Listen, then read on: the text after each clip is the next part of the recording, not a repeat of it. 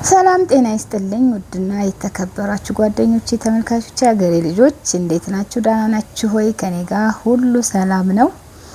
በያላችሁበት ሰላማችሁ ብዝት ይበልልኝ። ዛሬ የገዛሁትን አስቤዛ አላሳያችሁ፣ ምክንያቱም ኑሮ ውድ ነው እያሉ እያስጨነቁን፣ እስኪንም የገዛሁትን ላሳያችሁ ብዬ ነው ማለት ነው።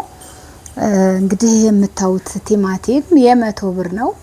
ቀይ ስር ደግሞ ይሄ የ50 ብር፣ ይሄ ሰላጣ የ20 ብር። በጣም አሪፍ ነው። በእርግጥ በየገበያው ይለያያል፣ ምክንያቱም ቅዳሜና ሮብ አንድ አይደለም።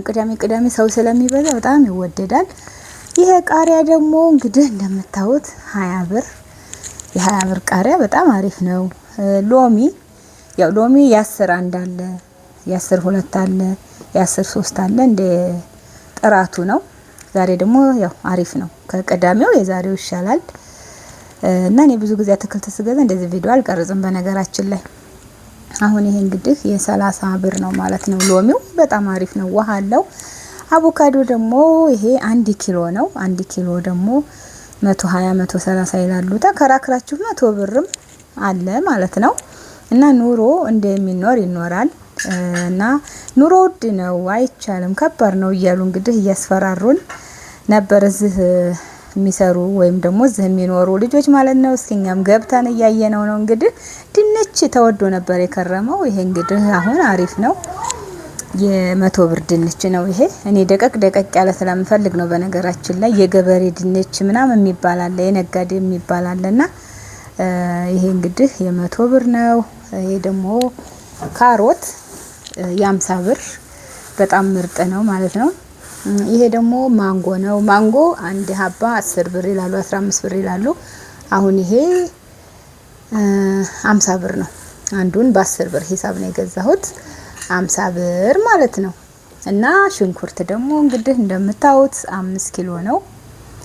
5 ኪሎ ሽንኩርት እኔ ደቀቅ ያለ ስለምፈልግ ነው በነገራችን ላይ እንጂ ትላልቅም አለ። እነዚህ ጥብቅ ያሉ ናቸው፣ በጣም አሪፍ ናቸው። ኪሎ በ60 ብር 70 80 ይላሉ። ያው መከራከር ግድ ነው፣ ምክንያቱም እንደገባችሁ 100 ብር ቢሏችሁ 100 ብር መክፈል የለባችሁም። እና 5 ኪሎ ነው አሁን ይሄ። እንደውም እዛ ሲመዘን ብዙ ይመስላል፣ ግን ቤት ሲመጣ አላቅም። 5 ኪሎ በ60 ብር ማለት ነው። እና ቲማቲም በጣም ከሁሉም ግን የቀነሰው ቲማቲም ብቻ ነው በነገራችን ላይ። ይሄ ጥቅል ጎመን ደግሞ በጣም ትልቅ ነው፣ በጣም ትልቅ ነው። 40 ብር ብላ 30 ብር አለች። መጨረሻ ያው መከራከር ግድ ነው። 25 ብር ማለት ነው። ዘይት ደግሞ እንግዲህ ብዙ ጊዜ የምናውቀው እኛ ኡመር ነው። ኡመር በነገራችን ላይ አሁን ያው በየሱቁ የለም ነው የሚሉት። ዋጋውም ስለተወደደ አላቅም። ይሄ ዘይት እንግዲህ 1450 ብር ማለት ነው በገበያ ላይ። ሱቅ እንደው 20 ብር 30 ብር ይጨምራል።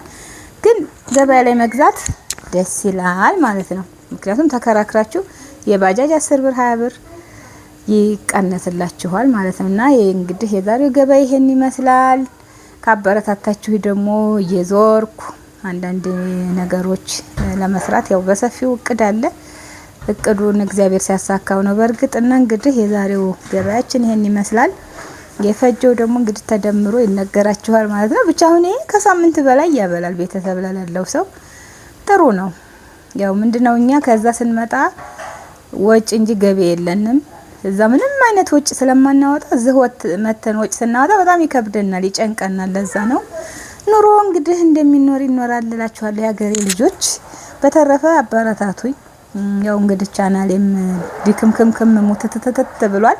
እንደጀመርኩ እስካሁን የት ደረጃ ይደርስ ነበር። ግን ብዙ ጊዜ እንደምለው እግዚአብሔር ቀን አለው፣ ካስተካከለ ያስተካክለዋል፣ ካላስተካከለውም ብዙም እንግዲህ በእኛ ጉጉት ቢሆን እስከዛሬ ስንት ደረጃ ይደርስ ነበር። እኛ ባልነው ሳይሆን ፈጣሪ በፈቀደው በወደደው ነው የሚሆነው። በተረፈ ጓደኞቼ የዛሬ ውሎ ይሄን ይመስላል።